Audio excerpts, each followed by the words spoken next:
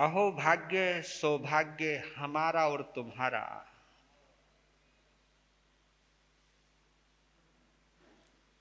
जिसके माध्यम से हमें जिनवानी का ये दिव्य रसायन मिला।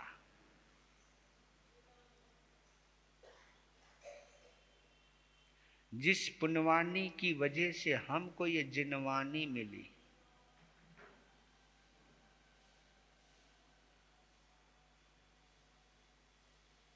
हम अपने आप को बाहर से और अंदर से कैसे बदले, जिस बदलाव की वजह से हम आश्रव से संवर की ओर जा सके,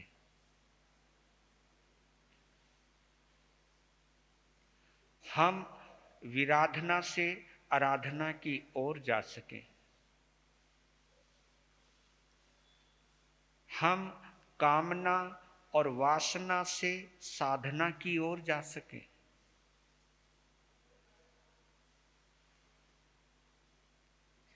जहां हम सुख से परम आनंद की ओर जा सकें। ये सब कुछ इस जिनवानी में समाहित है, समाया हुआ है। ऐसी अनमोल दिव्य रसायन वटिका हम प्रतिदिन पान करते हैं, ग्रहण करते हैं, सेवन करते हैं, फिर तो बदलाव आना चाहिए। कितना आया है ये मैं नहीं जान सकता, ये आप स्वयं जानते हो। मुझे अपना पता है, आपको अपना पता है, लेकिन हमें पता होना चाहिए।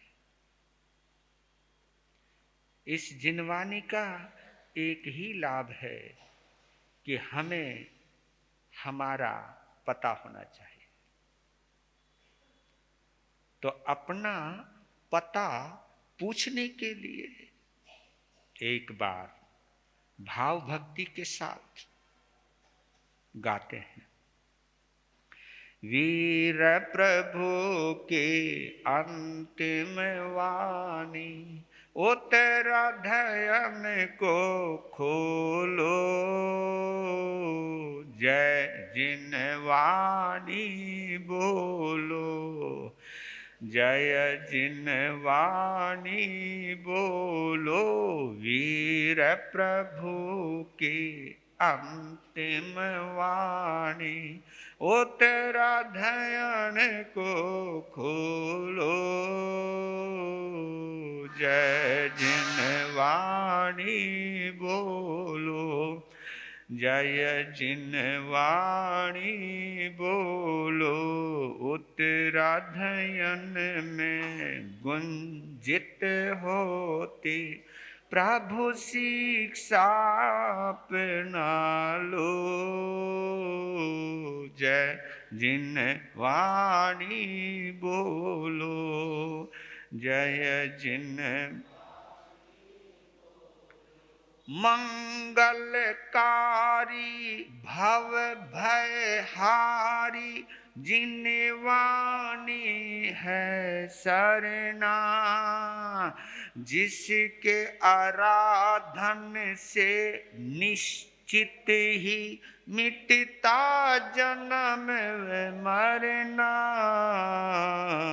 पाप कर्म को छोड़ के अब तो, पाप कर्म को छोड़ के अब तो, जिनवाणी के हो लो,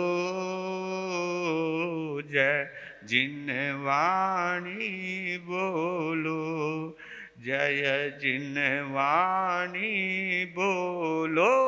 वीर प्रभु के अंतिम वाणी, उत्तराधयन को खोलो। जय जिन वाणी बोलो, जय जिन जिन वाणी का हर अक्षर ही अक्षय आनंद दाता। शब्द शब्द में सत्य धर्म का संदेशा मिल जाता। हरि वाक्यों में वैराग्य के, हरि वाक्यों में वैराग्य के गूंज हृदय में ढालो। जय जिन वाणी बोलो, जय जिन वाणी बोलो। वीर प्रभु की अंतिम वाणी, उत्तराधयन को खोलो। जय जिन वाणी बोलो, जय जिन वाणी। छलक रही है हर एक पद में तीर्थंकर की करुणा। जिससे जिन शासन जय पाता, आगम सचा सरना। हम भी जीवन पावन कर ले, हम भी जीवन पावन कर ले। इधर उधर मत डोलो। जय जिन वाणी बोलो, जय जिन वाणी बोलो। वीर प्रभु की अंतिम वाणी, उत्तराधयन को खोलो। जय जिन वाणी बोलो, जय जिन वाणी। जिससे होता तीर्थ का पोषण, जो है साधक शाला। हे गे और उपादे का मिलता बोध निराला। महावीर की श्रेष्ठ निशानी, महावीर की श्रेष्ठ निशानी। जिन वाणी को पी लो। जय जिन वाणी बोलो, जय जिन वाणी बोलो। वीर प्रभु की अंतिम वाणी, उत्तराधयन को खोलो। जय जिन वाणी बोलो, जय जिन वाणी बोलो।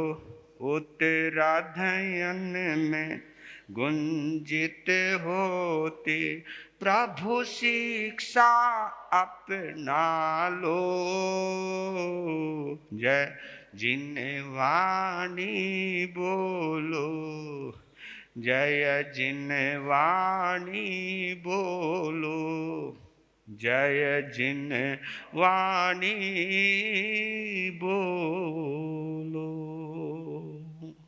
बोलिए श्रीमद् उत्तराधयन श्रुतदेव भगवान की, आर्य सुधर्मा स्वामी भगवान की, आर्य जम्बू स्वामी भगवान की। आज हम 30वां और 31वां दो अध्ययनों का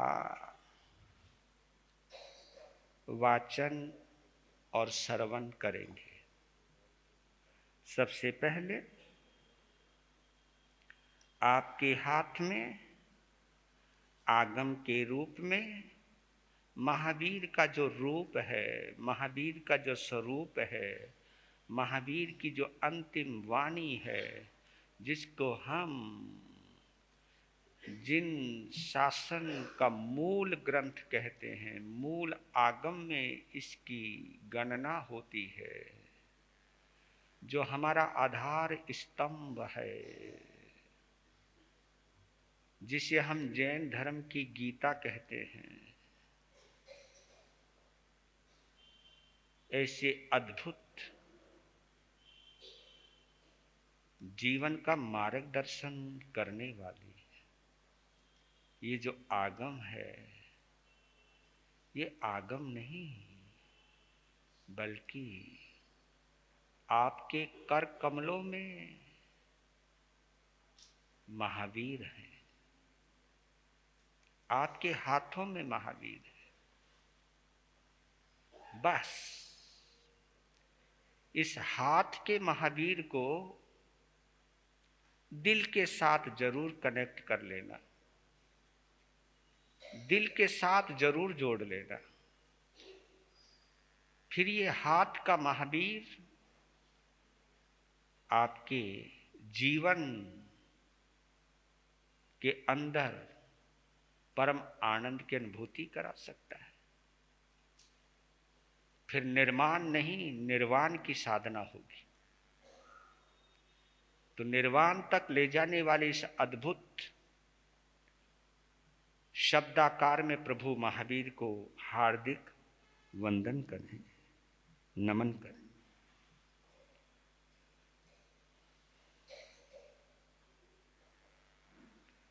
जहा उपाव गम कमम राग दोष समझियम, खावे तव सा भिक्खु तम गमनो सुन। पांडव है मुसावाया आदत में हुन पारि गाहा वीराओ, राई भोयन वीराओ जीवो भवई अनसाओ। पंचे समियोति गुतो एकसायो जियंदियो, अगारा हो ये निसलो जीवो होई अनासाओ। ए सिंतो विवच्चा से राग दोष समझियम, जहा खविया ये भिक्खु तम में एग मनो सुन। जहा महातालायस सन्निरुद्ध जलगमे, उसिंचनाय तवनाय कमेनम शोषण भवे। एवं तु संजय सा विपाव कम निरासवे, भाव कोड़ी संचियम कमम तव सा निज निज रही। सोता ओ दुवी हो वो तो बाहिर अभ्यंतरो ताहा, बाहिरो छवि हो वो तो एवं अभ्यंतरो ताओ। आन सन मोनोरिया भिखारिया रस परिचाओ, काय किले सोसल नयाए बजोताओ होए। इतिरिया मरण काले दुविया अनसाना भवे, इतिरिया साव कंका नीरव कंका विजिया। जो सो इतरियताओ सो समसन छवि हो, सेढ़िताओ पैरताओ घनो हित होई वगोये। तत्तो ये वग वगो पंचमो छठो पैणताओ, मान इच्छिय चित्तथु नायवो होई टिरयाओ। जासा अन सन मरण दुविहा साविया सेवियारे अवियारा, काये चिट्ठम पाई भावे। एह वस परिकम्मा ए परिकम्मा ये आहिया, निहारी मानिहारी आहारे छेहु ये दोषवी।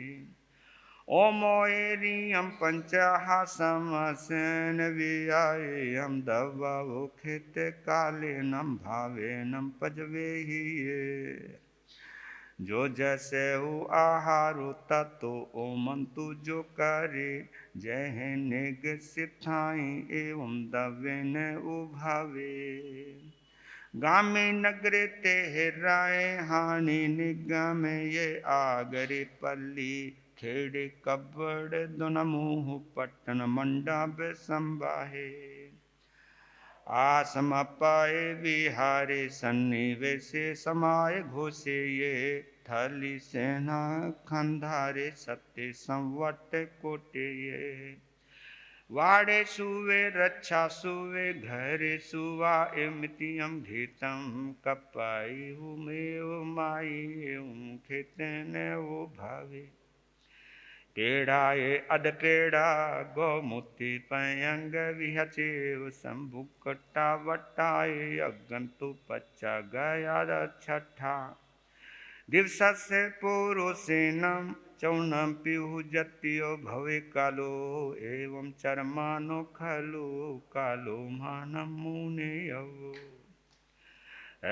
वतैया पुरुषी उनावे घास में संतो चाऊ भागुना एवं कालम उभावे इथि वा पुरिसो वा लंकियो वा भी अन्ना एवा अथो वा अन्य ये नम ये वथेनम अन्य ने विशेषेणम वन्यनम भावे मनुमूयन्ते एवं चरमानो खलु भावो मानमुने अवो दव्य खेते काले भावा मिये आहियावो जे भावा एहे ही ओम चारावो पज्जब चारावो भावे भिक्खु अठवी हो गोए रगम तो ताहा सत्यव ऐसना अभिघाये जे अंते भिखाए रिया माइया खीर दाही सपी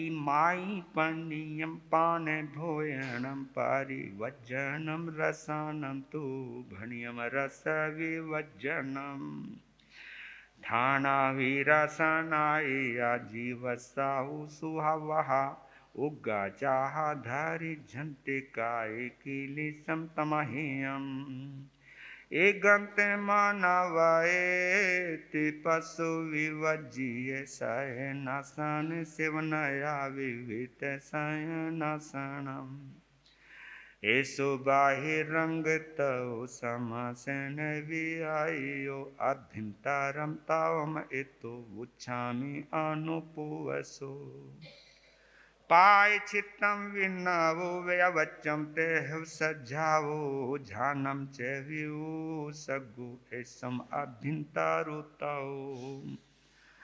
आलोय नारी हम पाय चित्तम तु दसवी हम जे भिक्खु वे है समम पाय चित्तम तमायम अभ्युत्थानम अंजलि कर्णम तह वासदायनम गुरु भक्ति भाव सुसुसा विन्नावो ऐसे वियाहियो आये रिये माई अम्मी ये वे अवचमी दसवी आसे वेनम जाहा थामम वे अवचम तमायम वाई न पुछ न चेवते हव परियटना अनुपेहा धम काहा सज्जाहु पंचाहा भवे अठ रुद्रानी वज्जिता झाय जसु समाये धम सुकाई झानाई झानम तम तु बुहावये सैनासन ठाने वा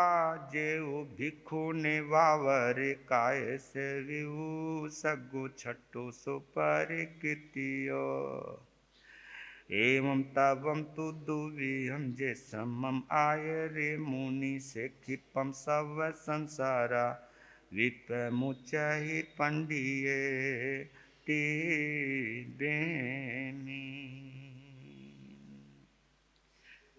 31वां अध्ययन चरण विधि चरणविहं पावखामि जीवस्य सुहावहं यं चरितं बहुजीवातिन्न संसारसागरम् एगवो वीर कुजा एगवो ये पावतानम असंजम नियतिम चे संजम ये पावतानम राग दोषे ये दो पावे पाव कम पावतान जय भिखुरुम भाई निचम ने अच्छाई मंडली दंडानम गारेवानम चे सल्लानम चे तीयम जे भिक्षु चयाई निचम सेन अच्छाई मंडली दिव्य ये जे उवसगता हाथीरी छ मानुषे जे भिक्षु सहाय निचम सेन अच्छाई मंडली विग्रह कसाय सनानम ध्यानानम चेदुयम ताहा जे भिक्षु वज्जाय निचम सेन अच्छाई मंडली वायेसु इंदियथिसु समे इसु क्रियासु ये जे भिक्षु जयाय निचम सेन अच्छाई मंडली लेसासु छसु कायेसु छक्के आहार कारण जे भिक्षु जयाई निचम सेने अच्छाई मंडले पिंडो गह पाड़ी मसु भय ठाने सुसत सुजे भिक्षु जयाई निचम सेने अच्छाई मंडले मायेसु बम्ब गुतिसु भिक्षु धम्मा मिदसवी है जे भिक्षु जयाई निचम सेन अच्छाई मंडले ओवास गानम पड़िमासु भिक्षुनम पड़िमासु ये जे भिक्षु जयाई निचम सेन अच्छाई मंडले कीरियासु भूय गमेसु परमाहमि एसु ये जे भिक्षु जयाय निचम सेन अच्छाई मंडले गाहा सोल संहिता है संजममी ये जे भिक्षु जयाय निचम सेन अच्छाई मंडले बम भम्मी नाय झने सुठाने सुये समाये जे भिक्षु जयाय निचम सेन अच्छाई मंडले एक विसाए सबले सुबाविसाए पारिसाए जे भिक्षु जयाय निचम सेन अच्छाई मंडले ते विसाए सोए गाड़े रूहाए सुसुरी सुये जे भिक्षु जयाय निचम सेन अच्छाई मंडले पानवीस भावनाएं उद्देश्य सुदसायनम जे भिक्षु जयाय निचम सेन अच्छाई मंडले आनिगार गुणे हिच पक्का मम्मी ते वे जे भिक्षु जयाय निचम सेन अच्छाई पाव सुयप संगे सुमोह ठाने सुचे वे जे भिक्षु जयाय निचम सेन अच्छाई मंडले सिद्धाई गुण जोगे सुते तिसासयाना सुये जे भिक्षु जयाय निचम अच्छाई मंडले ये सुठाने सुजे भिक्षु जयाय सा खिपम से सब संसारा विपमुचाए पंडियो टीबेनी बोलिए शासनपति भगवान महावीर स्वामी की आग में टीवी है पन्नते तंजाहा सुतागमे अथागमे तदुभयागमे हे हवा श्रुत ज्ञान के विषय जे कोई अतिचार लगा होए ते में आलूम जमवा इद्धम वच्चा मेलियम हीनक्षरम अचक्षरम पयहीनम विनयहीनं योगहीनं घोषहीनं सुठोदिन्नं दुठोपरिचयं एकाले कौसज्झाओ कालेन कौसज्झाओ असज्झाइये सज्झायं सज्झाइये न सज्झायं तस्मिच्छामि दुक्कडम् तस्मिच्छामि दुक्कडम् तस्मिच्छामि दुक्कडम्।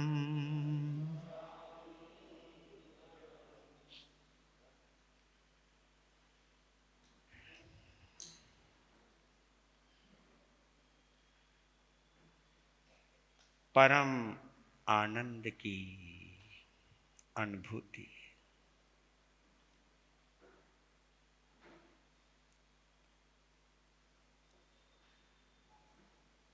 सूत्र की आराधना करते करते अगर हमें यह महसूस होना शुरू हो जाए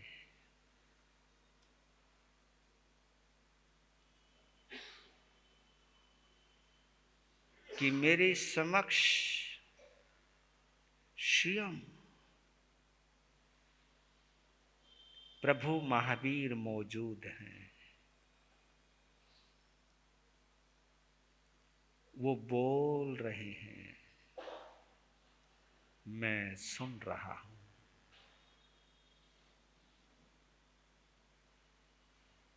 वो कह रहे हैं, मैं उनके कहे अनुसार चल रहा हूं।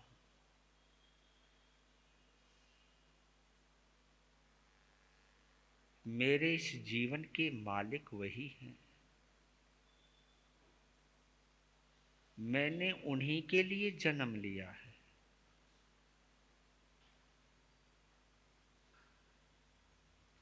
ये वो जहाज है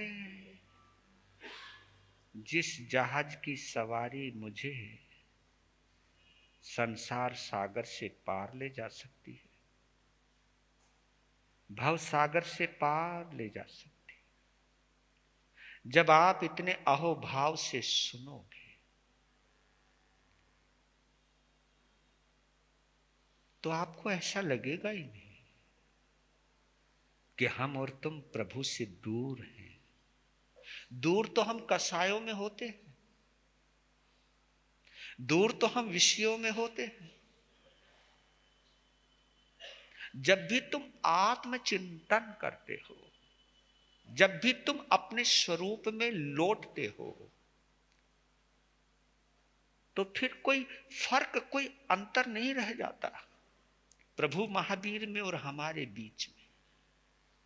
सोच के स्तर पर, शरीर के स्तर पर अंतर है, संसार के स्तर पर अंतर है, लेकिन एक सोच होती है, एक भाव होते हैं।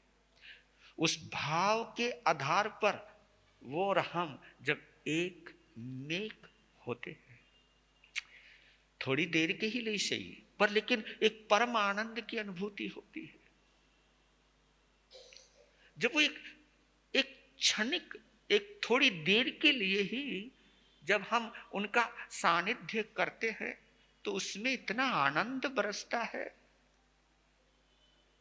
और बताओ, इन्हीं भावों के आधार पर हम में से कोई ना कोई, किसी ना किसी तीर्थंकर के समोसरण का हिस्सा बन सकते हैं। आज नहीं तो कल, लेकिन उसका हिस्सा बनने के लिए, उस समोसरण से जुड़ने के लिए आज भी आप तैयारी कर सकते हो, क्योंकि आपके पास सबसे बड़ी पावर अगर कोई है तो आपकी भावना है।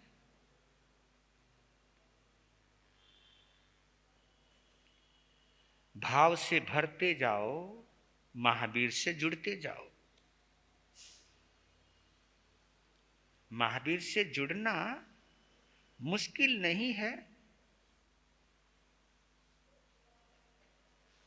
अगर हम सब कुछ भूलकर महावीरमय हो जाए। ये जो सुरत आराधना का कार्यक्रम 27 दिवसीय प्रारंभ किया,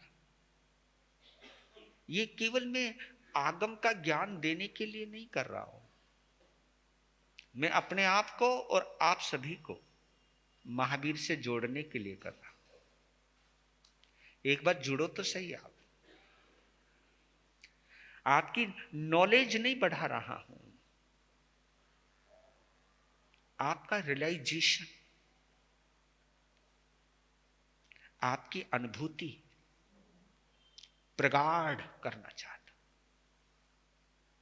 यही एकमात्र मेरा लक्ष्य, कि थोड़ी देर ही सही महावीर के साथ बैठो तो सही, महावीर के साथ उठो तो सही, महावीर के साथ चलो तो सही, महावीर को जरा सोचो तो सही। आपका ये सोचना, आपका ये विचारना आपको महावीर से जोड़ सकता है। इस मध्य लोक से मुक्ति के बीच में जितनी भी दूरी है उसे पाट सकता है, उसे समेट सकता है। मुक्ति की दूरी भी मिट जाती है जब महावीर से जुड़ने के भाव आ जाते। तो आज 30वां अध्ययन तपो मार्ग गति, जैसे वो मोक्ष मार्ग गति था, ये विशेष रूप से तपो मार्ग गति। तप क्या है, तरीके क्या हैं और प्रयास क्या है, इन 3 शब्दों में पता चलता है तपो मार्ग गति क्या है। तप क्या है ये समझना है, रास्ता यानी उस तप के मार्ग पर पहले मार्ग का पता होना चाहिए, रास्ते का पता होना चाहिए, फिर चलने के भाव होने चाहिए। और जैन परंपरा में, जैन शासन में तपस्या के क्या गजब के रूप बताए, कितने तरीकों से बताया है इस तपस्या, मतलब कमाल है। हम लोग तो तपस्या को एक मोटा मोटा रूप समझ लेते हैं, भाई आइंबिल कर लो, एकासना कर लो, एकलठाना कर लो, पोषद करो, मांस खमन कर लो।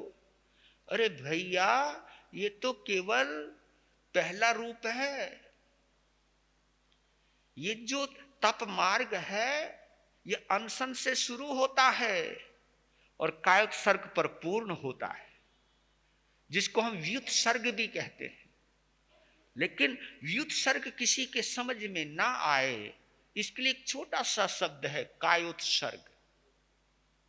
क्योंकि आदमी सबसे ज्यादा प्यार इंटरनल, देखो अनशन एक बाहरी चीज है, कायोत्सर्ग जी विषा, जीने की जो इच्छा है, हाय हाय हाय हाय मुझे मरना नहीं, मुझे ये शरीर छोड़ना नहीं।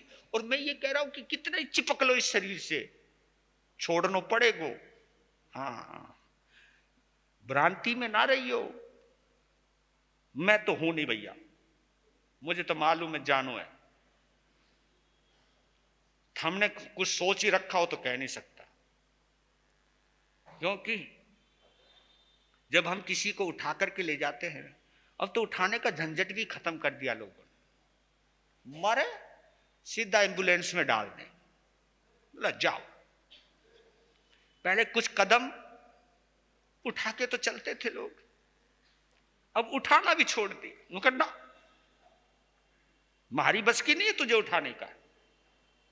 और चाहे उन्होंने, उठने वाले ने आपको कई सालों तक खुद उठाए रखा हो, ये उठाई तो रखा है, तुम्हारी परवरिश करी, तुम्हें पाला पोसा, सब चीज दिया, लाड दिया, दुलार दिया,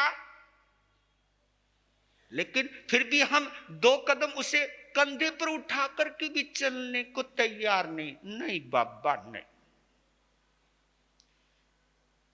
तो कई कह सकते क्योंकि गुरु महाराज दिल्ली का मामला है, शमशान घाट बहुत दूर है, वहां तक तो कंधे ही छिल जाएंगे। पहले तो छोटे छोटे गांव होते थे, गांव के बाहर शमशान होता था, ले जाते थे, है ना। अब तो जी 20-20 मंजिल के मकान है, अब जीने से लावे कैसे। पहले तो मकान ही 1 मंजिल के होते थे, अंदर घुस, जैसे पहले अंदर मकान में घुसना आसान था और निकलना भी आसान था, अब तो बाबा घुसना ही बहुत मुश्किल है। समझ रहे हो ना? हाँ, समझदार तो हो। तो हमने अपने जीवन को इतना जटिल बना लिया है कि जीवन इतनी जटिल हो गया, सहजता से नहीं था। तो तपो मार्ग गति, ये बहुत अच्छा अध्ययन है। पहले हम 4 शब्द पढ़ लेते, 4 लाइनें देखते हैं। देह के निज आत्मा से, गौर करना, देह के निज आत्मा से संग को पहचानना। ये तो महसूस कर लो, ये शरीर आत्मा की वजह से, ये जो चल रहा है, फिर रहा है, सोच रहा है, सुन रहा है, खा रहा है, पी रहा है, हंस रहा है, बोल रहा है, किसकी वजह से? हाँ, ये तो महसूस कर लो। हम तो सोचते ही नहीं है जी।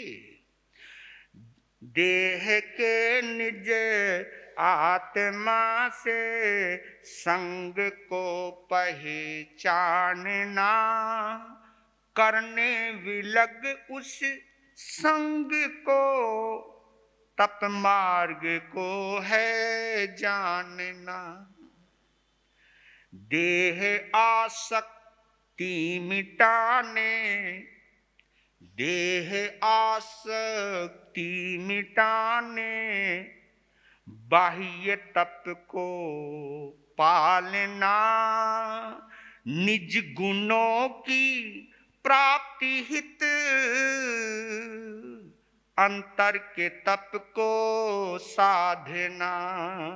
निज गुणों की प्राप्ति के हित, अंतर के तप को साधना।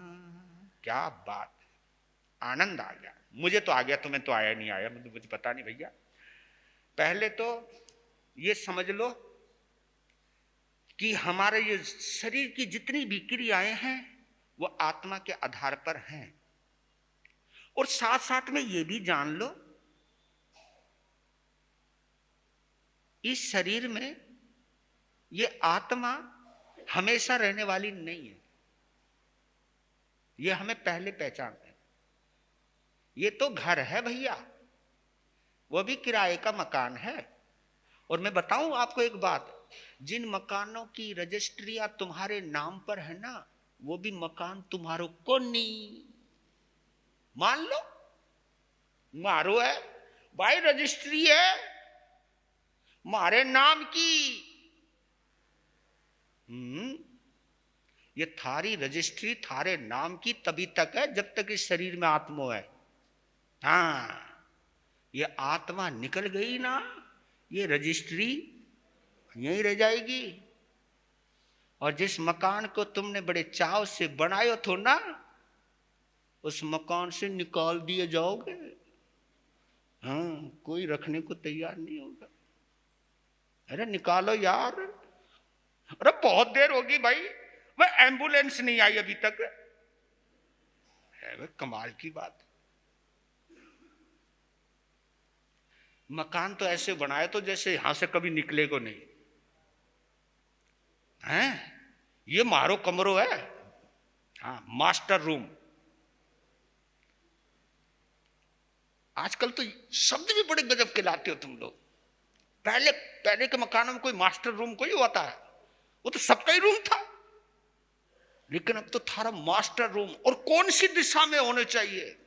ओहो, ऐसे दिशा चयन करो जैसे मरोगे नहीं, हमेशा मास्टर बने रहोगे।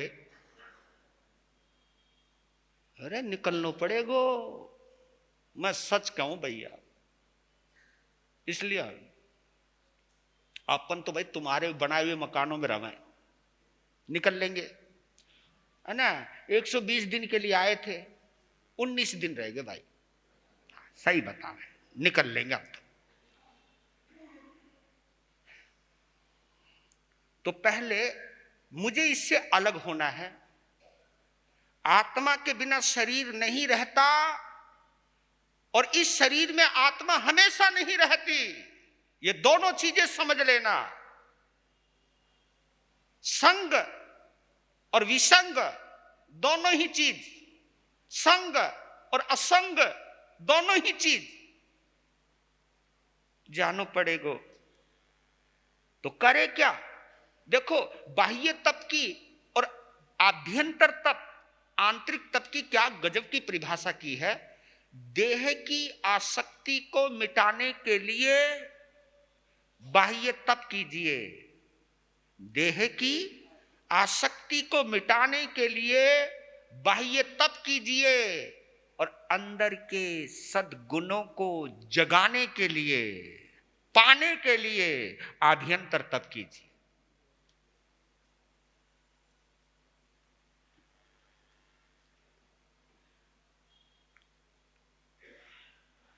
वीर प्रभु की अंतिम वाणी सुन लो और सुना लो, जीवन जीवन धन्य बना लो, उत्तराधयन में गुंजित होती प्रभु शिक्षा अपना लो, जीवन जीवन राग द्वेष से संचित होते पाप कर्म दुख भारी, कर्म क्षीण हो जाते तप से, तप की महिमा न्यारी, तप है मोक्ष मार्ग आलंबन, तप है मोक्ष मार्ग आलंबन, इसका ज्ञान करा लो, जीवन जीवन हिंसादि पापों से रक्षण, पंच समिति पालन, त्रिगुप्ति और सल्लहीन गर रहित आराधन, पापों का आश्रव रुकता है, पापों का आश्रव रुकता है, तप की राह संभालो, जीवन जीवन जल रहित करने को सर, द्वार बंद हो पहले, संचित नीर सुखा करके फिर जल विहीन तब कर ले, वैसे ही सब पाप कर्म को, वैसे ही सब पाप कर्म को रोको और सुखा लो, जीवन धन्य बना लो, जीवन। क्या गजब की उपमा दी है कि जितने भी हमारे जो पाप है ना, वो दो ही तरीकों से हो रहे भैया, राग और द्वेष से हो रहे। सच बतला रहा हूं, जितना राग करोगे ये दुनिया लगेगी सुहानी, और इस सुहानी दुनिया में जो कोई अड़ंगा लगावेगो वो लगेगा तुम्हें दुश्मन। और आपको बतला देता हूं, राग जो है वो चिकना कर्म है, चिकना। गौर करना इसको, क्योंकि कर्म है ना दो तरीके से बनता है। पुण्य को तेल की उपमा दी है, नहीं, राग को तेल की उपमा दी है। इसलिए आपने सुना होगा तेल का एक नाम है स्नेह। कभी आपको याद हो या ना हो, स्नेह तेल को कहते हैं। और आप लोग स्नेह किसको कहते हो? ये प्यार को जो हम स्नेह कहते हैं, इसमें है ना तेलीय तेल तत्व है। तो जो राग है वो तेल का प्रतीक है, और जो द्वेष है वो रुक्षता का प्रतीक है। ये जितनी भी धूल है, धूल ये रूखी होती है ना, धूल, ये धूल रूखी होती है, और आदमी द्वेष में रूखा ही हो जाता है। कभी भी तुम देख लेना, नफरत में, दुश्मनी में, द्वेष में आदमी का व्यवहार रूखा रूखा तो समझते होंगे ना। जब आदमी को गुस्सा आता तो मुंह तो चढ़ा के बात करे जी, है ना, कन्नी काट जाए, और देखे भी तो आंखें गर्म करके देखे, ऐसे देख। नफरत में जो आदमी देखता ना, उसकी आंखें देखा करो आप, रूखापन आ जाता है द्वेष में। और मैं तो दूसरी बात कहता हूं, पुण्य और पाप दो आश्रम हैं। पुण्य का बंध राग में होता है, पुण्य का बंध राग में होता है, पाप का बंध द्वेष में होता है। जो हिंसा आती है वो द्वेष में आती है, भेदभाव जो आएगा ना वो द्वेष में आएगा। तो आप देखिए, आपके शरीर के ऊपर तेल लगा हुआ है, और इतने में आंधी आ गई, तो आंधी तो रुखी थी, जो कण थे, मिट्टी के जो कण थे वो रूखे थे, लेकिन वे रूखे कण आपके तेल से चुपड़े हुए शरीर के संपर्क में आ गए। धूल तो रूखी थी, धूल तो सूखी थी, लेकिन तेल के साथ जब संयोग बन गया तो अब धूल तेल के साथ मिल गई। तो अब उसे आप हाथ से यूं हटाओगे तो धूल हटेने वाली तो है नहीं। अगर तेल लगा हुआ है, धूल के कण चिपक जाएंगे। अगर आपका शरीर रूखा है, इसके ऊपर कोई आपने चिकनाई नहीं लगाई, धूल चाहे कितनी भी आ जाए शरीर पे लगेगी तो सही, लेकिन कपड़े से भी झाड़ोगे तो झड़ जाएगी, समाय करोगे तो झड़ जाएगी। समझ रहे हो ना आप जी? अच्छी तरह समझ रहे हो जी, आप टेंशन ना लो।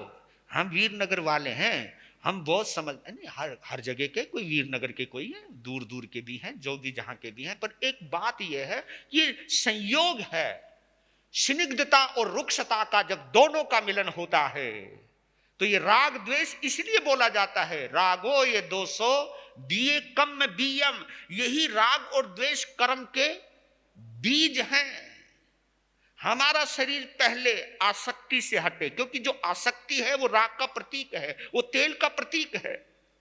पहले आसक्ति हटनी चाहिए, पहले राग हटना चाहिए, द्वेष अपने आप हटता चला जाएगा। सच कहता हूं, संभाव इसलिए हमारी यहां साधना मानी जाती है। और हम संत भी इतना बोलते हैं, आप लोग भी इतना सुनते हो, लेकिन ना हम बदलते हैं ना तुम बदलते हो। हम फिर भी इस पचड़े में पड़े रहते हैं, और आपको भी पाड़े रखते हैं, आपको भी जोड़े रखते हैं। तो इसलिए तप का मतलब है कि शरीर को रूखा रखो, रूखा। मन को भी रूखा का मतलब अपेक्षा मत पालो। अपेक्षा, ये कर देगा, ये हो जाएगा, है ना, ये मारो मारो लाल है, और ना ये हमको बड़ो होकर हमें पालेगो, हमें संभालेगो, है ना, पहले मैं इसको पाल लेता हूं फिर ये मुझे पालेगा। इस भ्रांति में ना रहियो। ये तो आज का समय ने बता दिया कि तुम अपने बच्चों को कितने भी लाड में पालो, पोसो, कुछ भी करो रे। हाँ, अब आगे नहीं बोलना, तुम समझो। तो अनशन तप, आपको 6 बाह्य तप को बतला देता हूं थोड़ा थोड़ा। अनशन तप, अनशन तो आप जानते हो, अनशन कई तरीके का होता है और कई तरीके बतलाए इसके अंदर। आपने अंतगत सूत्र के माध्यम से वो कई तरीके अच्छी तरह सुन लिए होंगे। कोई रत्नावली, कोई कोई सर्वतोभद्र, कोई मुक्तावली, गुण संवत्सर शब्द, ये सब तपों की परिभाषा है। तो इस प्रकार अनशन तप भी कोई श्रेणी तप होता है, कोई प्रतर तप होता है, कोई घन तप होता है, कोई वर्ग तप होता है, कोई वर्गा वर्ग तप होता है। ये सब अनशन तप के भेद प्रभेद हैं। अनशन करने का भी तरीका है और अनशन तप 2 तरीके से किया जाता है। एक इतविरिक तप होता है। इतविरिक का मतलब है समय बांध करके तप करना, संकल्प करना मैं 28 करूंगा, मांस खमन करूंगा। इसका मतलब आप जानते हो ना, 28 करने के भाव आए तो ये तो साथ में जुड़ा हुआ है ना कि 28 करने के बाद खाऊंगा। आपने जो भी संकल्प किया है कि मैं बेला करूंगा, तेला करूंगा, उसके बाद खाने का तो भाव है, तभी तो आपने बेला तेला किया है। तो जो इतविरिक तप कहलाता है, जो मतलब समय से बंधा हुआ तप कहलाता है, वो भी एक अनशन का तप है। और एक यावत काल के लिए, जन्म से लेकर मृत्यु तक जो किया जाता, जब तक मैं मरूंगा नहीं तब तक कुछ भी खाऊंगा नहीं, जो संथारा में आ जाता है, ये चीजें आ जाती। तो ये हम एक तप है, इस तप को जो भी तुम बेला तेला चोला मांस खमन कहते हो, इसको आहारी तप भी कहते हैं। आहारी यानी जिस तप के बाद फिर आहार करना ही है, इसको आहारी तप भी कहते हैं। और एक तप है जिसमें आहार नहीं करता, उस तप का नाम है अनिहारी, यानी अब बिल्कुल भी नहीं खाना। समझ गए ना? अनिहारी तप कहिए, संथारा कहिए, बात एक ही है। लेकिन जो आप तप करते हो, और इसमें कई तप उस तरह के भी होते हैं, जैसे सर्वतोभद्र तप है ना, शांति पाठ वाला तप है, इसको हम कोष्टक में भी करते हैं, कोष्टक। तो अनशन तप है, उनोद्री तप है, भूख से कम खाना, यह भी उनद्री तप कहलाता है। इसके बाद भिक्षाचरी भी तप है। भिक्षाचरी समझो, गोचरी, यह भी एक तपस्या है, मांग के लाना। आप लोग तो कह देते हो नो महाराज जी, हम तुम्हें इज्जत से बुलावें और इज्जत से ले जाओ और माल भी देवें, फिर ये तब कैसे हो गया तुम्हारा? बात तो तुम सही कहो। लेकिन भिक्षाचरी तप वो कहलाता है जब हम अज्ञात कुलों से भिक्षा लेते हैं। अज्ञात कुल का मतलब ये होता है जो हमें नहीं जानता, जिसे हम नहीं जानते, उसको क्या कुल कहा है? अज्ञात कुल। ऐसे कई जगह हमारे साथ बड़े बड़े ड्रामे हुए हैं, बड़े बड़े, जैसे गांव में जहां कोई हमें जानता नहीं पहचानता नहीं, हाँ गोचरी लेके जावे है ना जी, कई बोले के चाहिए, बड़ी मुश्किल भाई। एक जगह में गए हो, गांव की बात है, वो संयोग था, तो उसमें ये मैं हरिद्वार से ऋषिकेश के बीच में हम जा रहे थे, गुरुदेव थे उस वक्त, मेरे गुरुदेव भी थे। तो गुरुजी ने कहा आज हार को तू जा, और ठीक है जी। उपाध्याय रविंद्र मुनि जी, तो उनकी बारी थी दोपहर की, तो उन्होंने बोला यार यहाँ हम तो किसी को जानते नहीं, तू जा। उन्होंने कहा ठीक है जी, हम ही जाएंगे। हम चल दिए। तो जैन थे, वो दूसरे जैन होंगे समझो, मैं उन कोई नाम नहीं लेना चाहता पर्टिकुलर, वो ठीक है, वो हमारे नियमों को नहीं जानते थे, ये कह सकते हैं। क्योंकि हर किसी की अपनी अपनी तरीका है देने का, आहारचर्या का अपना अपना तरीका है। मैं पहुंच गया, पहले तो घर का मालिक मुझे देखने लगा, कहा कि देखो सवाल भी क्या गजब का किया, उन्होंने कहा आप कौन हो? मैंने भी पूछ लिया तुम कौन हो? तो कहा कि हम जैन हैं। कहा ठीक है, तुम जैन हो तो हम जैन संत है, अब बोलना तो पड़ेगा। अच्छा, के करने आए? मैंने हाथ में पात्रे दिखाए, उन्होंने ये किस लिए ले आवे? झोली में, बर्तन, बर्तन का क्या करोगे? आहार लेंगे। अच्छा अच्छा, हम कितनी रोटी लेोगे? मैंने यार कमाल है, तो मैंने कहा भाई जितनी तुम दोगे, मेरी तो हाथ में कुछ है नहीं, जितनी तुम दोगे ले ले। ठीक है, मैंने पात्रा रख दिया और वो महिला रोटी रखी हुई थी और मेरे से मुझे कुछ नहीं बोला, 1 2 3 4, फिर मेरी तरफ देखा, और कितनी देऊं? नहीं जी इतनी दे दो। ठीक है जी, हाँ ठीक है, ले 1 2 सब्जी ली। और हम देखो 6 संत थे उस वक्त और रोटी 4। हमारी भी हिम्मत नहीं आगे जाने की, क्योंकि कमाल है, उसने ऐसा कर दिया, आगे क्यों वो पता नहीं। मैं बोला जी मैं तो खाऊंगा नहीं, आप ही खा लेना, क्योंकि गुरु जी को खिलाना था, गुरु जी को तो कभी कभी ऐसा होता है, उस वक्त अपना संतुलन बिगड़ने नहीं देना। नहीं तो साधु संत तो गजब कर जाते हैं। जैन कॉलोनी हो और वक्त पे रोटी ना मिले, पता नहीं कैसे लोग रहते, रोटी भी नहीं बनाते हैं, और जब घर में जावे रोटी नहीं बनी हो तो महिलाएं सामने हंस देती हैं। ऐसे भी इन चीजों के अंदर हम संतुलन बनाए रखें। तो भिक्षाचर्य भी तप है कि संभाव से जो मिले उसे संभाव से लाएं। इसके अतिरिक्त रस परित्याग तप, खाना भी तो संयम का, और कोशिश करे फिर रस परित्याग, रसों को भी छोड़े, जिसको हम आइंबिल कहते हैं, है ना, आइंबिल करते हैं, रूखी सूखी जो भी मिल जाए पानी में डुबोई और खा ली, रस परित्याग तप। और उसके बाद है काय कलेश तप।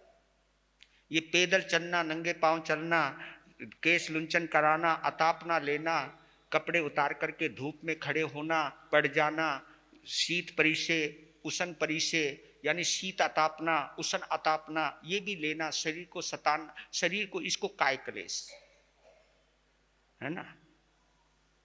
काय क्लेश वही करेगा ना जिसको शरीर पर आसक्ति नहीं है, जिसको भाई मुझे मौज में रहना, आनंद में रहना है ना। और ये कहते कहते तप इंसान को इज्जत तो दिलाता है ना। भारत जोड़ो यात्रा ने पप्पू को पॉलिटिशियन तो बना दिया, उसका एक रुतबा तो बढ़ा दिया। तो तभी बढ़ता है जब आदमी अपने महलों के सुख को छोड़ करके 20 सड़कों पे, अगला बंदा 25-25 किलोमीटर पैदल चलता है, पाद बिहारी। इस विज्ञान के युग के अंदर जब यात्रा महात्मा गांधी करते थे, उस समय कोई संसाधन नहीं थे, लेकिन उस वक्त को इस वक्त में लौटा करके आना और पैदल चलना, एक एक जगह से एक एक इंच से परिचित होना, हर कला संस्कृति से परिचित होना, हर लोगों से पता लगना। तो जब हम कुछ इस तरह का प्रयास करते तो आपका स्तर और आपका स्टैंडर्ड और आपकी पहचान और आपका सम्मान भी बढ़ता है, क्योंकि भारतीय परंपरा त्याग प्रधान है। जो भी तुम त्याग करोगे आपका सम्मान बढ़ने वाला है। तो काय कलेश तप और प्रतिशलीनता तप, मतलब किसी चीज के ऊपर एकाग्र चित्त होकर के मन को इधर उधर नहीं भटकने देना, मन को चंचल नहीं होने देना और काया को साध करके रखना, प्रतिशलीनता तप है। तो ये है 6 बाह्य तप। और 6 आभ्यंतर तप, उसका नाम है, पहला प्रायश्चित तप आता है सबसे आभ्यंतर तपों में सबसे, यानी अपनी गलती को स्वीकार करना। प्रायश्चित का मतलब तुम जानते हो, ये 2 शब्दों से बना है, प्रायः जमा चित्त, इन दोनों शब्दों को जोड़ के बना प्रायश्चित। प्रायश्चित का मतलब जानते, प्राय कहते पाप को, यानी अधिकांशतः हम मन के आधार पर गलतियां ही करते रहते हैं, गलतियां करते। प्राय यानी पाप, चित्त यानी शुद्धि, यानी जब हम पाप की शुद्धि करते हैं, और पाप की शुद्धि किससे होती है? प्रायश्चित से। अगर हमने गलती करी है, गलती को स्वीकार कर लीजिए, प्रायश्चित हो जाता है। यानी पाप को खत्म करना हो, पाप को कमजोर करना हो, पहले पाप को स्वीकार करना पड़ता है, यानी अपनी गलती माननी पड़ती है। प्रायश्चित तप है। फिर विनय तप है, किसी का विनय भाव, अहंकार भाव से दूर होना।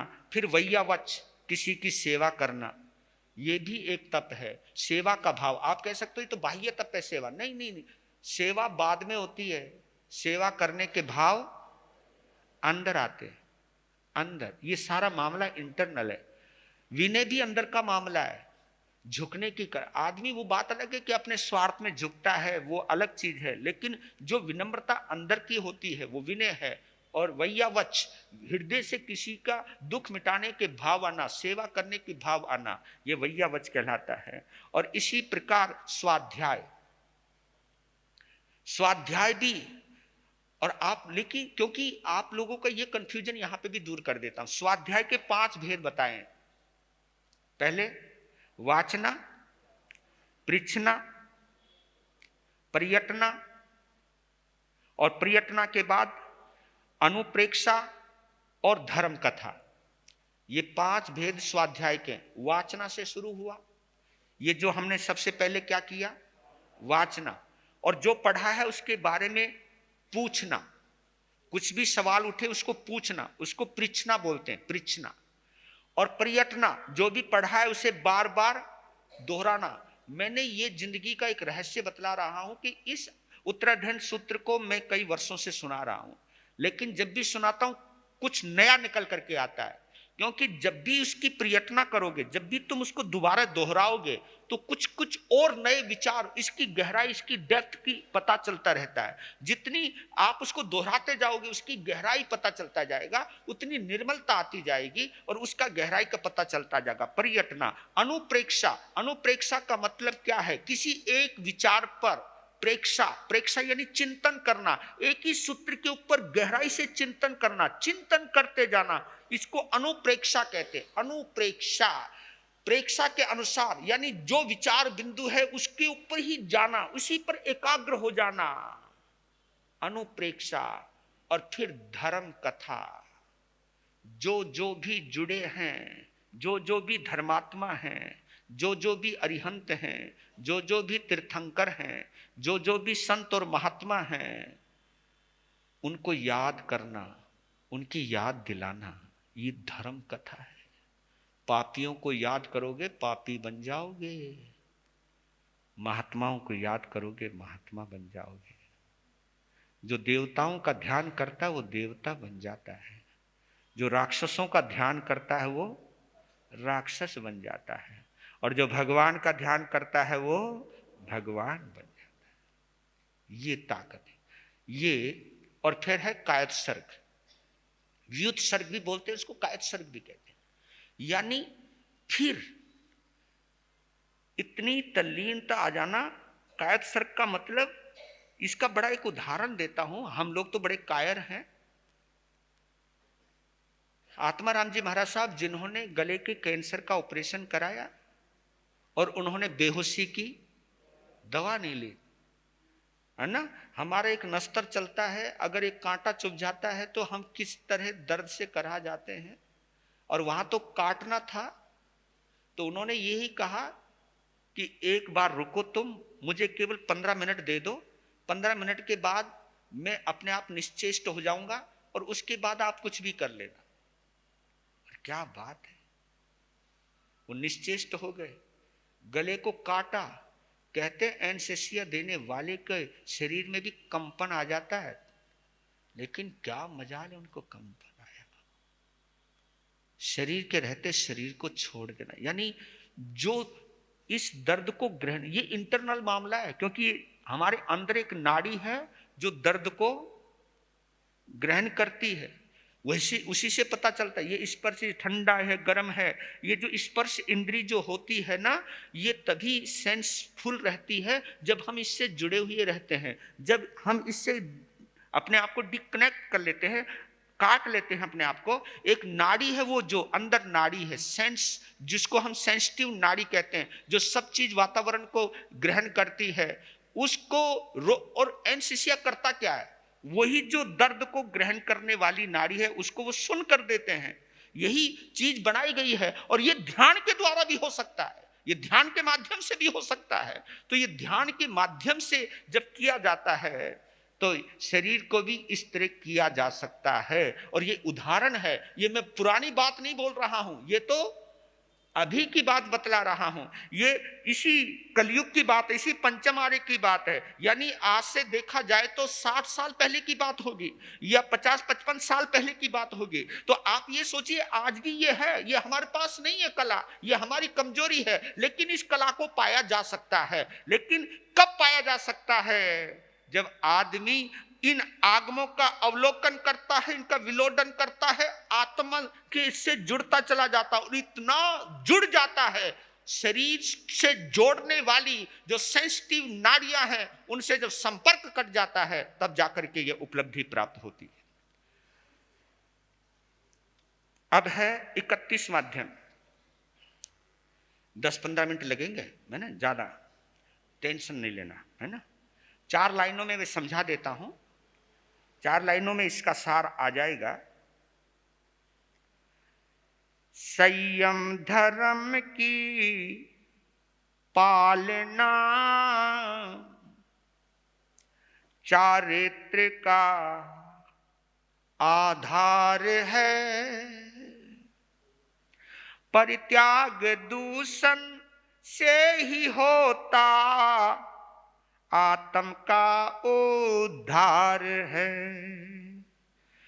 भिक्षु के गुण धार करके आत्म की रक्षा करें, चरण विधि को पाल करके जीव भव सागर तिरे। चरण विधि को पाल करके जीव भव सागर तिरे। संयम धर्म की पालना चारित्र का आधार है। ये चरित्र जो आता है ना, ये संयम से आता है। और संयम किसको कहते हैं? दूषण। दूषण यानी बुराई। बुराई को तुम छोड़ते चले जाओगे तो एक गजब की चीज होगी, तुम अच्छाई से जुड़ते चले जाओगे। क्योंकि हमारे जीवन में 2 चीजें एक साथ नहीं रह सकती। कौन कौन सी? अंधकार और प्रकाश कभी एक साथ नहीं रहते। या तो अंधकार रहेगा या प्रकाश रहेगा।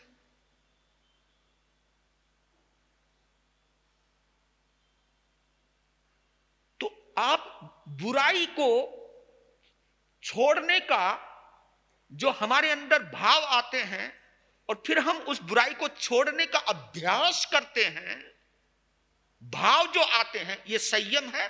और जब हम उसको त्याग कर देते हैं, परित्याग कर देते हैं, प्रत्याख्यान कर लेते हैं, वो चरित्र बन जाता है। वो चरित्र बन जाता है।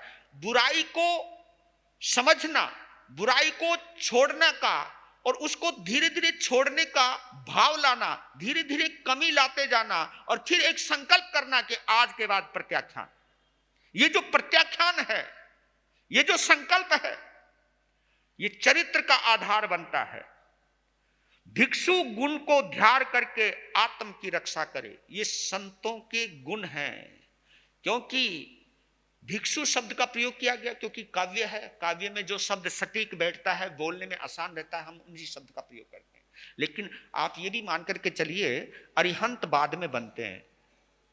अरिहंत बनने से पहले संत बनते हैं, क्योंकि बिना संत बने कोई अरिहंत नहीं बन सकता। यानी अरिहंत अवस्था को प्राप्त करने के लिए संत बनना बहुत जरूरी है। और संत का संबंध सीधा या तो एक सत्य से और एक संयम से है। और जब ये दोनों प्रगाढ़ होते तो वो चरित्र बन जाता है। और जब वो चरित्र बनता है तो फिर आत्म की रक्षा होती है। और इसी को चरण विधि कहते हैं। चरण विधि एक तरीका है, एक तरीका, एक रास्ता है। चरण चरित्र को कहते हैं और विधि तरीके को कहते हैं। चरण चरित्र को कहते हैं, विधि, विधि तो समझ गए। जैसे आपकी भोजन बनाने की विधि होती है ना, उसको आप क्या बोलते हो? नहीं, हाँ वो रेसिपी, हाँ वो रेसिपी है वेरी। अरे अपन को पता नहीं ना, बनाया नहीं ना, हम तो बना बनाया खाते हैं जी, क्या करें। चलो जी ठीक है, जो भी रेसिपी होती है ना, तो वो सब चीजें, इसको इतनी चीज मिलाओ, इतनी चीज मिलाओ, इतनी चीज मिलाओ, ये तैयार। तो इसी प्रकार एक तरीका बताया गया है चरित्र का। तो उस चरित्र को 1 से लेकर के 33 तक लेकर के गए हैं। ये श्रवण सूत्र है हमारा एक किस्म से, ये श्रवण सूत्र भी कहलाता है। असली पड़कोना ये कहलाता है। पड़कोना इसी को, प्रतिक्रमण इसको कहते हैं। तो आपने पढ़ा भी होगा कहीं, पड़िकमामी एक भी है ऐसंज में, पड़िकमामी 2 ही बंदे ही, राग बंदे ही, दोष बंदे ही, पड़े 3 दंडन ही, मन दंडन, वाय दंडन, काय दंडन, 3 गुत्ती ही, मन गुत्ती वन गुत्ती काय गुत्ती, पड़े 3 सल्लेनम, माया सल्लेनम, नियाना सल्लेनम, इच्छा दंशन सल्लेनम, पड़े 3 गारवे ही, इड्ढी गारवे ही, रस गारवे ही, साय गारवे, पड़े 3 विरहान आए, नान विरहान आए, दंशन विरहान आए, चरित्र विरहान आए।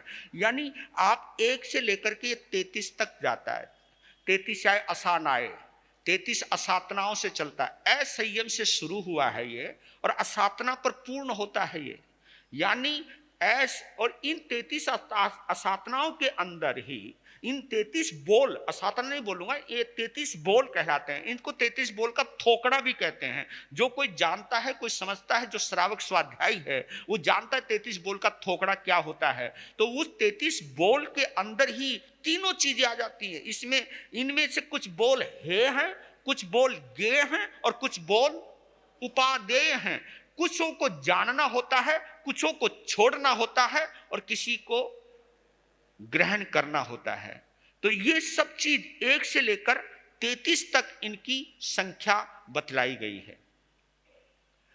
और इस संख्या को समझने के लिए, क्योंकि 1 में असंयम, 2 में राग और द्वेष, और 3 की वो संख्या आ गई मन दंडन, वैदंडन, काय दंडन, ये सब 4 में कसाय आ जाते हैं, 4 में संज्ञाएं भी आ जाती हैं, 4 में भी कथाएं भी आ जाती हैं, और 5 में महाव्रत भी आ जाते हैं, 5 में क्रियाएं भी आ जाती हैं, और फिर 6 में काय भी आ जाती है, 6 में लेशाएं भी आ जाती है, 7 में भय के स्थान भी आ जाते हैं, 8 में 8 मद भी आ जाते हैं, और 9 में बंचेर की जो 9 बाढ़ होती हैं वो आ जाती हैं, 10 में 10 विधि धर्म होते हैं, शर्मन धर्म बोलते हैं, वो आ जाते हैं, 11 में श्रावकों की प्रतिमाएं आ जाती हैं, और 12वें में साधुओं की 12 प्रतिमाएं आ जाती हैं। इस प्रकार 14, 15, 16, 17, क्योंकि समय कम है, अगर हम इसके ऊपर विशेष व्याख्या करें, इनकी सबकी संख्याएं बताऊंगा तो बहुत देर हो जाएगी। पर लेकिन एक रास्ता बताया, एक चरण विधि बतलाई है, एक तरीका बताया है कि कहाँ से शुरुआत करनी और कहाँ तक पहुँचना है। और जो कहते हैं कि 1 से शुरू होकर के 33 असातना तक पहुँच जाता है। तो हर चीज इसमें आगम भी आए हैं, सूत्र कृतांग सूत्र भी आया, आचारांग सूत्र भी आया है, क्या संतों को। और ये तो यहां तक बताया गया है कि जिस साधु को सूत्र कृतांग और आचारांग सूत्र पढ़ना नहीं आता, वो अकेला विहार नहीं कर सकता। अगर अकेला विहार भी करता है ऐसा साधु या साध्वी, जिसको आचारांग सूत्र नहीं आता है, जिसको सूत्र कृतांग सूत्र नहीं आता है, अगर वो साधु साध्वी सिंघाड़ापति बनकर के विहार करता, तो जितने समय तक उसने विहार किया उतनी देर की दीक्षा छेद आता है उसको। चाहे वो अगर उसने सालों तक किया तो सालों की दीक्षा नष्ट हो जाती है। क्या सुंदर व्यवस्था थी, क्योंकि ये आगमों का आईना एक ऐसा है जिस आईने को लेकर के साधु साध्वी चलता है। उन्हें पता होना चाहिए कि मेरे से कहां गलती हो रही, कहां भूल हो रही है, क्योंकि हमारी भूल को बताने वाला कोई और नहीं है, यह आगम है। हम कहां गलत हैं, कहां सही हैं, इसकी पहचान हमको ये देता है। ये हमारा पथ प्रदर्शक है, ये हमारे लिए एक सर्च लाइट है, ये अंधकार का प्रकाश है, ये हमको समझाता है, बुझाता है, संभालता है, संवारता है, ये हमारे जीवन का आलंबन बनता है। तो एक चरण विधि है, और इस जो 31वां अध्ययन है चरण विधि का मतलब आप समझ गए, चरण चरित्र को कहते हैं। इसमें आप ये समझ लीजिए, निवृत्ति और प्रवृत्ति, ये 2 शब्द आते हैं, निवृत्ति और प्रवृत्ति। निवृत्ति कहते हैं निवारण करने को, छोड़ने को, निवृत्ति, और प्रवृत्ति कहते हैं ग्रहण करने को, चलने को। कुछ चीजें हैं जिन्हें छोड़ देना चाहिए, कुछ चीजें हैं जिनके अनुसार हमें चलना चाहिए। जो सम्यक प्रवृत्ति है और जो असंयम की निवृत्ति है, संयम की प्रवृत्ति है, बुराई को छोड़ना है, अच्छाई को ग्रहण करना है, अच्छाई पे चलना है, बुराई को छोड़ना है, ये हमको अच्छी तरह पता होना चाहिए। मुझे क्या छोड़ना है और क्या ग्रहण करना है, इसी को हमारे यहाँ विवेक बोला गया है, और विवेक में ही धर्म कहा जाता है। तो ये आगम हमारे लिए पथ प्रदर्शक है। मैं तो कहता हूं हमारी साधु जीवन की असली पूंजी है। जैसे एक वकील के लिए लॉ की किताबें उसका मार्गदर्शन करती हैं, डॉक्टर की किताबें उसकी वो गाइड बनती हैं, तो हमारी जिंदगी की गाइड तो यही है, यही हमारे पथ प्रदर्शक है, इसी के आधार पे चलते हैं। और मैं सच कहता हूं, जो आगमों में रमन करेगा, और यहां पर तो ये भी 29 प्रकार का पाप श्रुत बताया गया है। एक विषय एक नहीं, ई गुण विषय अयार कप्पे ही, और इसके अंदर पाप शिव संगे तीसरा महामने था, एक तीसरा सिद्धा गुण 32 जोग संगे ही। तो आप ये देखिए, पाप श्रुत जो बतलाया गया है हमारे यहाँ, वो उसके बारे में हमें ये सूचना देता है कि कितने प्रकार से हम अनजाने में पाप करते चले जाते हैं। मतलब कमाल की बात है, आपको आश्चर्य होगा, मैं किसी का दुख मिटाने के लिए अगर किसी को नौकार मंत्र पढ़ने को भी बोलता हूं ना, तो वो भी पाप श्रुत में आ जाता है।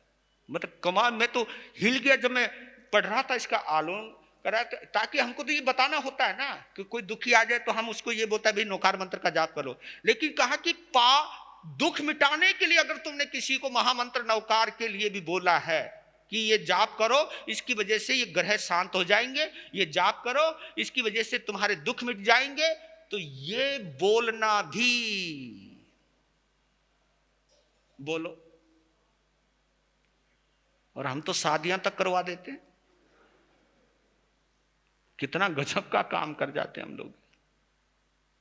और ये क्यों करते मालूम है? लोग मेरे से जुड़े रहे। आए भाई, लोगों से जुड़ या आगम से जुड़, ये निर्णय तू कर। लोगों से जुड़ेगा तो भाई कहीं ना कहीं लोग जहां रहते हैं वहीं तुझे ले जाएंगे। आगम से जुड़ेंगे तो आगम जिनके हैं उनके पास ले जाएंगे, ये तो सीधी सी बात है। लोग जहां रहते हैं वो वहां ले जाएंगे तुझको, आगम जिनके हैं उनके पास ले जाएंगे आगम। तो हमें इस चीज का अवश्य सोचना चाहिए। धन्यवाद, समय हुआ आपका। वीर नाम के हीरे मोती, गुरु नाम के हीरे मोती, मैं बिखराऊं गली गले, ले लो रे कोई राम का प्यारा, शोर मचाऊं। ले लो रे कोई गुरु का प्यारा, शोर मचाऊं गली। दौलत के दीवानों सुन लो, एक दिन ऐसा आएगा, धन दौलत और महल खजाना यहीं पड़ा रह जाए। हो धन दौलत और महल खजाना यहीं पड़ा रह जाएगा।